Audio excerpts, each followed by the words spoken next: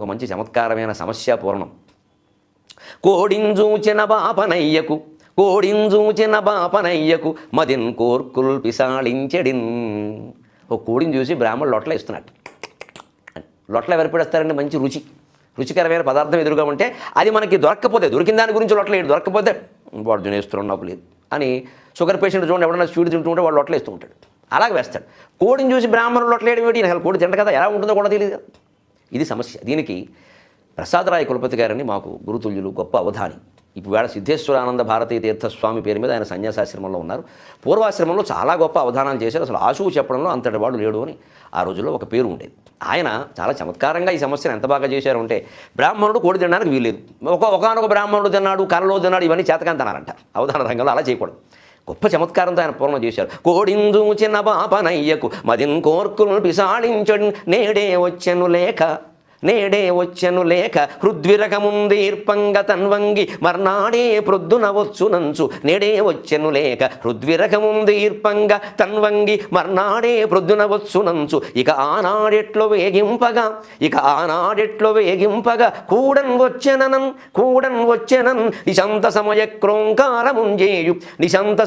క్రోంకారముంజేయు ఆ కోడింజూచిన బాపనయ్యకు మదిన్ కోర్కుల్ పిసాళించెడిన్.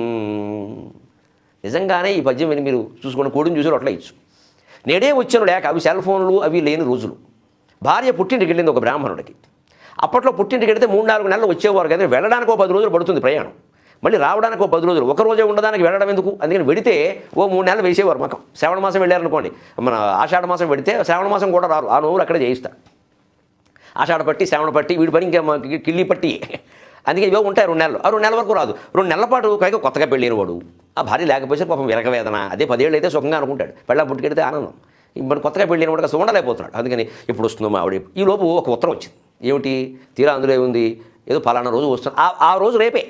ఆ ఉత్తరం ముందు రోజు వచ్చిందన్నమాట. అబ్బా మనవాడు రేపు మా ఆవిడ వచ్చేస్తాం, మజా ఇంకా కష్టాలన్నీ తీరిపోతే సుఖంగా ఏదో వేడకింత తిని హాయిగా ఇద్దరం ఆనందంగా చలాకీగా అని పట్నం ఇప్పుడు వెళ్ళాలి, ఏ సినిమాలు చూడాలి, ఇవన్నీ ఏమిటి అని చూసుకుంటాడు. రాగానే ఏ చీర కొనుక్కుని పట్టి బహుమతిగా అట్టి పెట్టాలి. నేడే వచ్చను లేక హృద్విరకముందీర్పంగ తన్వంగి మర్నాడే ప్రొద్దున వచ్చునంచు. ఆ ఉత్తరాలు కూడా ఆ రోజులు చాలా ఆలస్యం అయ్యేవి. అందుకని వచ్చి ఆ ఉత్తరం అందేసరికి మర్నాడే భార్య వస్తుంది.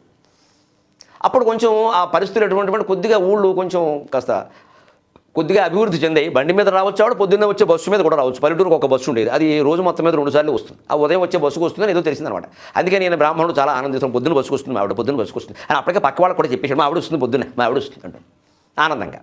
ఆ ఉత్సాహంలో ఉన్నాడు. అలా ఉండగా ఆనాడెట్లో వేగింపగా మన పొద్దున్న మధ్యాహ్నం వచ్చింది ఉత్తరం, రాత్రి గడపాలిగా మరి. అసలు పైగా ఇన్నాళ్ళు గడపడం ఒక ఎత్తు, రేపు పొద్దున్న వస్తుందని తెలిసాక ఈ రాత్రి గడపడం మరో ఎత్తు.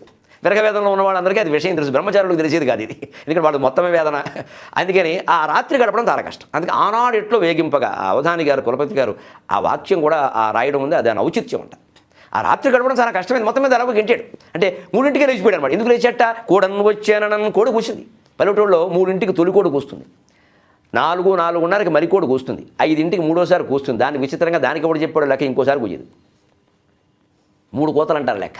అదే మనకు సంస్కృతం అన్నీ 3 ఇక్కడ కూడా 3. ఆ తొలికోడికి గడియారం ఎవరు చెబుతారో తెలియదు కానండి, అష్టగ్రహ కూటం ఉండని, భూకంపం ఉండని, ఏం కానీ వానరాని, ఎండగాయని, ఏం కానీ తెల్లరగట్ట 3ంటికి కూసి తీరుతుంది అంతే.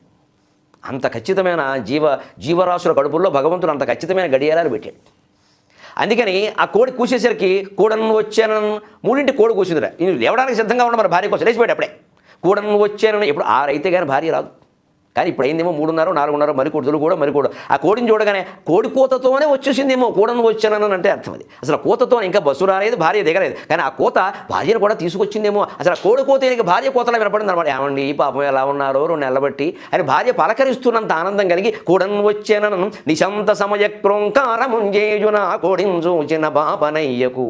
నిశాంత సమయం, రాత్రి అంతమై ఉదయం అవుతుంటే అప్పుడు క్రోంకారం కుకురోకో అని కూస్తున్నటువంటి ఆ కోడిని చూడగానే ఈ బ్రాహ్మణుడికి మదిన్ కోర్కెల్ పిసాళించెడిన్. ఆవిడ వస్తుంది, ఇంక గంటలో వస్తుంది, ఇంక అరగంటలో వస్తుంది, అదిగో దుమ్ము రేగుతోంది, బస్సు వస్తుందేమో, వీడు దుమ్ము రేగడానికేమో తెలియదు ఆ విషయం అని ఒక భ్రమలో ఉంటాడు. కాబట్టి హాయిగా ఆయనకి మనసులో కోర్కెలు పిసాడించాయి. ఎంత అందమైనటువంటి పూరనండి. అటు బ్రాహ్మణుడు యొక్క శీలాన్ని జడగొట్టకుండా, వాడి చేత కోడి మాంసం తినిపించకుండా, మంచి కొత్త పెళ్లి కొడుకును పెట్టి, భార్య విరహాన్ని పెట్టి, అద్భుతమైన చమత్కారమైన ఔచితీభరితమైన పూరణ అంటే ఇది లెక్క.